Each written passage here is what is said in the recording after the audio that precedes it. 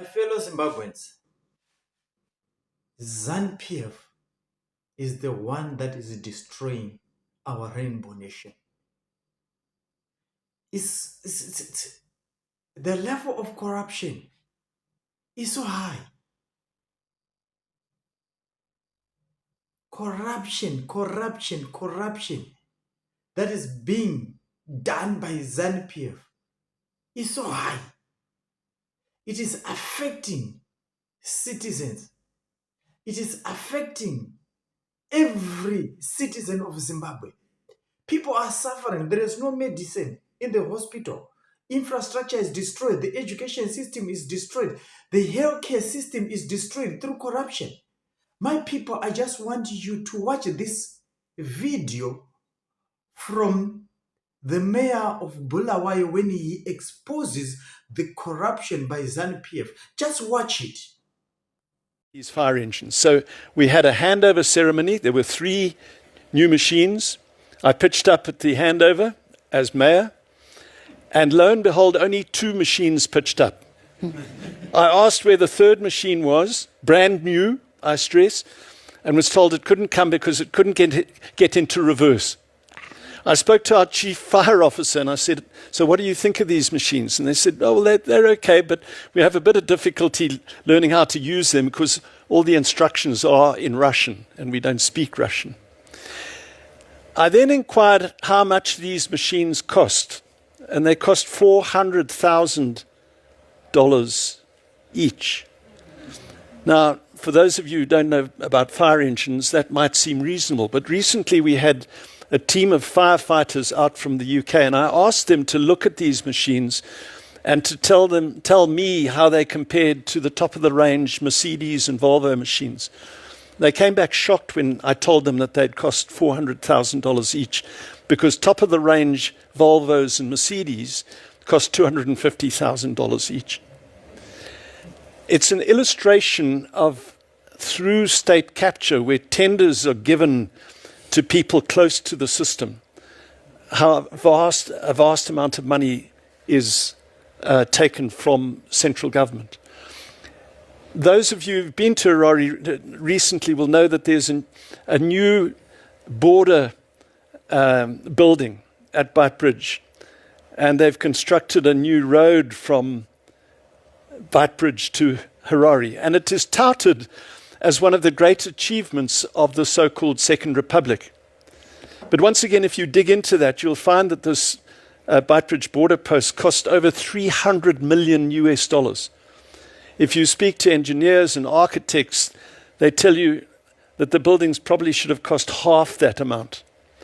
The road itself has spawned some very interesting stories. I know the managing director of a company which sells granite chips.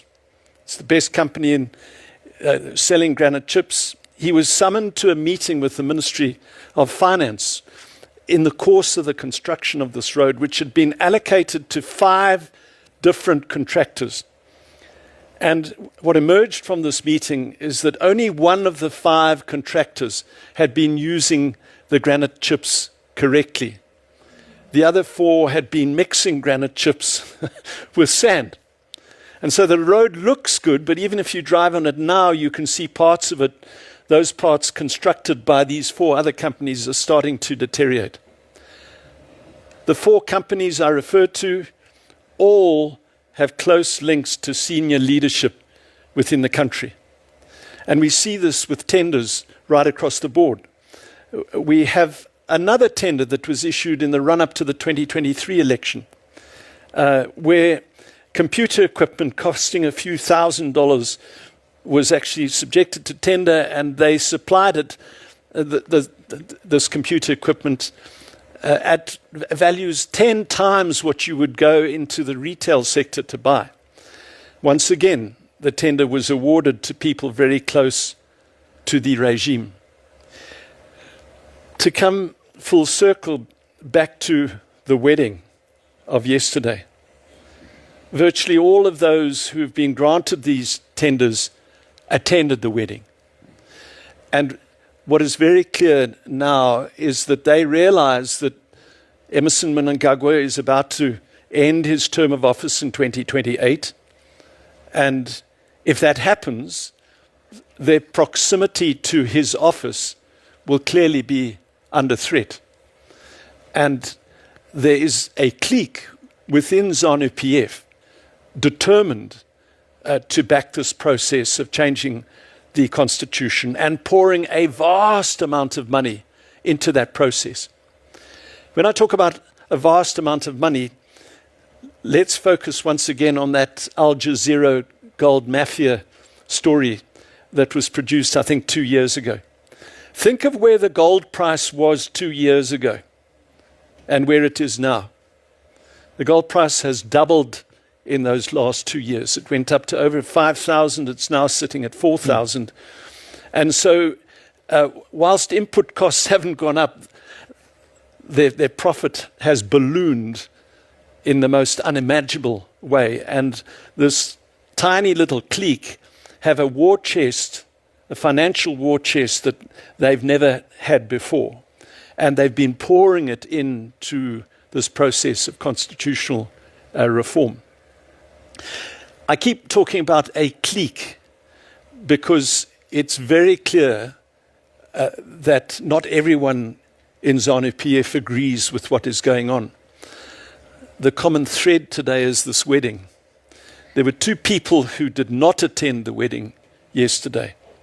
Vice President Chiwenga was not in the wedding, and the governor of the Reserve Bank was not in the wedding. They attended a meeting at Vice President Chiwenga's home. Vice President Chiwenga himself has been speaking in parables in the last 4 weeks. But he has made it very clear that he does not support this process. The court application that Tendai spoke about, which was argued in the Constitutional Court last year, was brought by war veterans. We know within the system that there are numerous ZANLA and ZIPRO war veterans who do not support this because they recognize that these constitutional amendments are being brought by a young, relatively young clique of people who played no role in the liberation of the country. They are supported, ironically, by hard right-wing whites who supported Smith. And so what is going on in the country has very little to do with the promotion of liberation war principles. And so there is a fundamental division within the war veterans themselves and therefore within ZANU-PF.